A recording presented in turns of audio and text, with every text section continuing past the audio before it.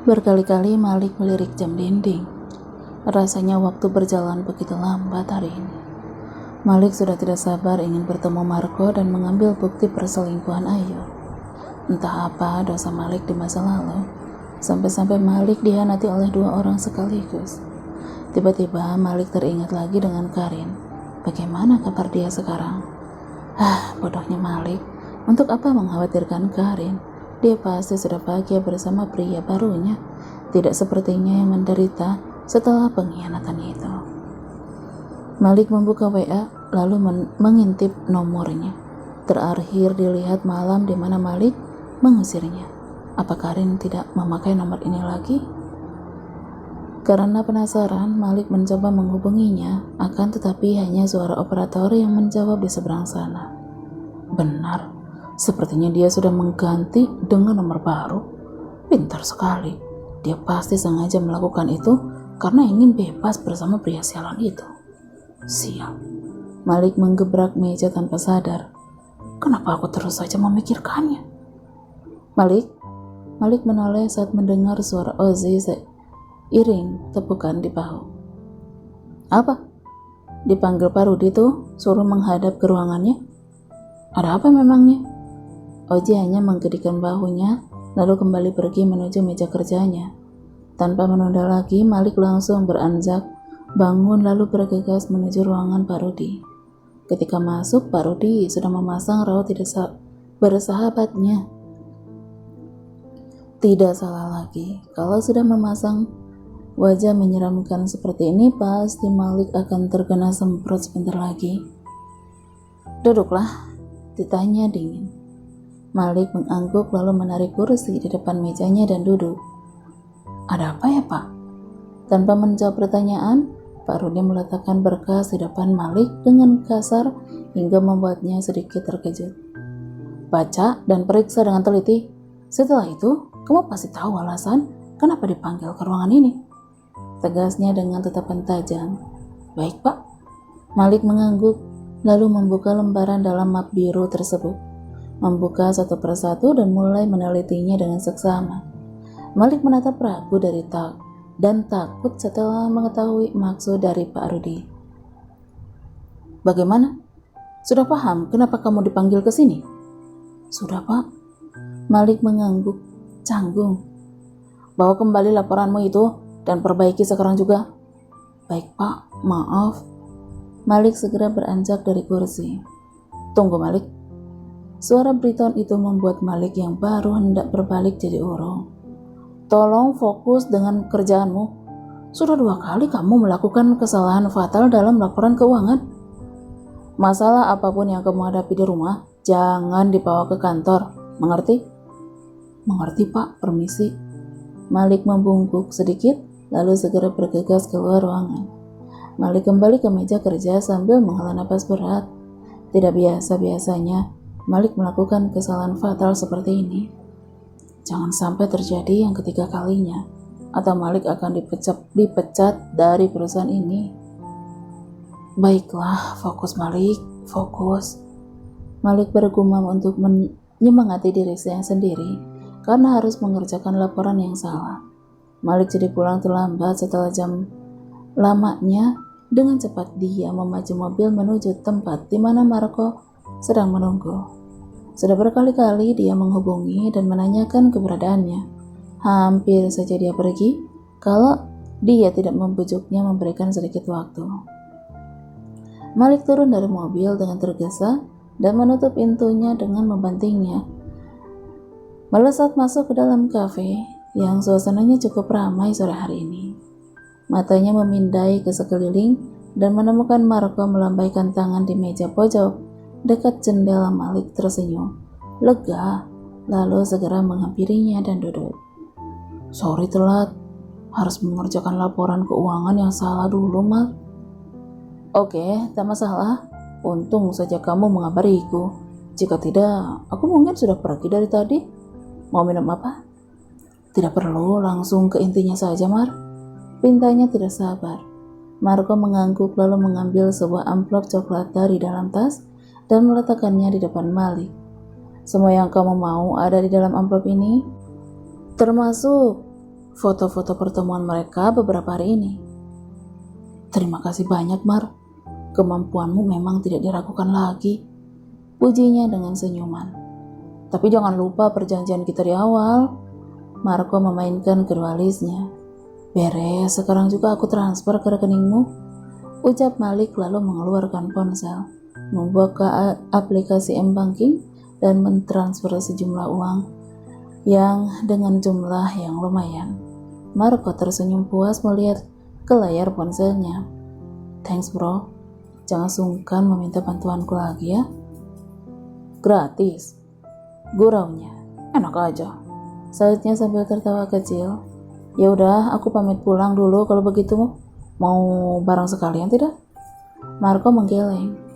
Aku bawa motor. Oke lah kalau begitu, sekali lagi terima kasih Mar. Sip. Marco mengangkat dua jempolnya sesaat sebelum Malik pergi dari hadapannya dengan terburu-buru. Di dalam mobil, Malik tidak langsung pergi.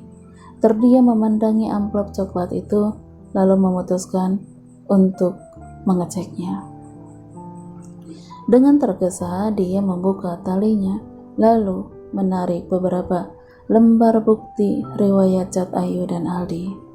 Tak hanya itu, ada juga foto yang memperlihatkan ternyata mereka sering bertemu untuk makan siang bersama di jam istirahat Ayu. Bahkan di foto itu keduanya terlihat mesra. Ayu tidak segan berkelayut manja. Satu foto mereka yang tengah berciuman membuatnya menggebrak setir mobil.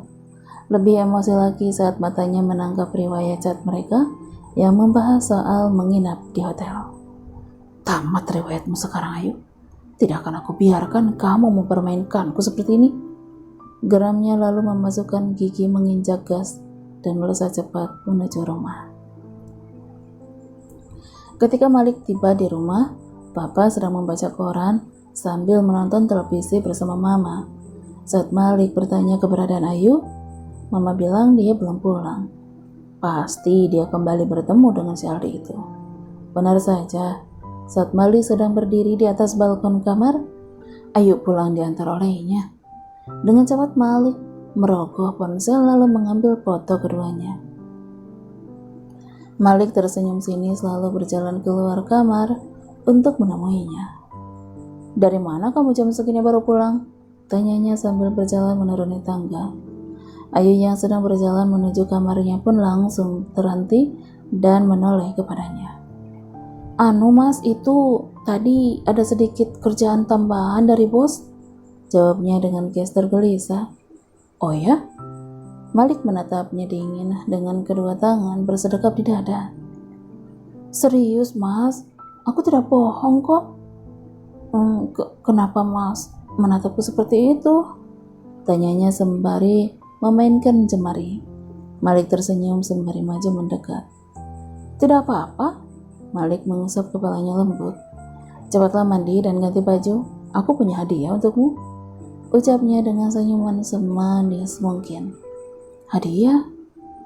Hadiah apa? Itu ia tersenyum. Raut gelisah yang sempat menguasainya seketika lenyap. Nanti juga kamu tahu. Malik mencawil hidungnya hingga ia tersenyum senang. Aku tunggu kamu di ruang keluarga ya.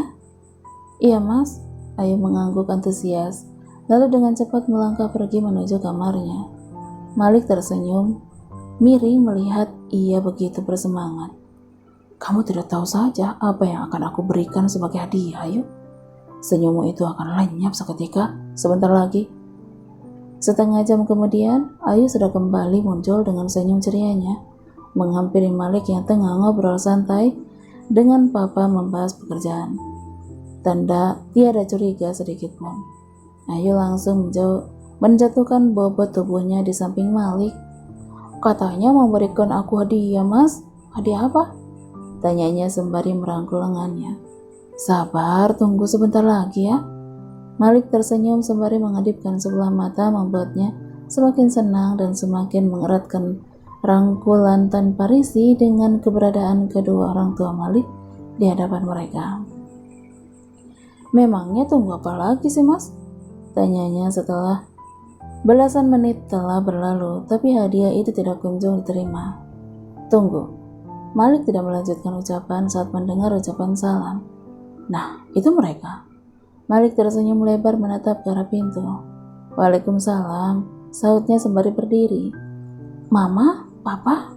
Ayu spontan ikut berdiri. Dia terlihat cukup terkejut melihat kedua orang tuanya yang tiba-tiba datang. Kenapa mama dan papa tidak mengabariku kalau mau datang ke sini? Tanyanya pada kedua orang tuanya yang tengah disalami. Suamimu yang tadi minta kami ke sini datang, katanya mau ada sesuatu yang dibicarakan. Jawab mereka lalu dia berpelukan sebentar dengan mama. Silakan duduk. Papa dengan ramah mempersilahkan besannya untuk duduk bersama. Mama juga dengan senyuman senangnya langsung bergegas pergi ke dapur untuk membuatkan minuman. Hubungan mereka memang sudah terjalin baik sejak lama, dan itulah yang menyebabkan mama begitu ngotot ingin Malik menikahi Ayu. Ada apa sih mas? Kenapa mendadak berkumpul begini? Tanya Ayu setengah berbisik.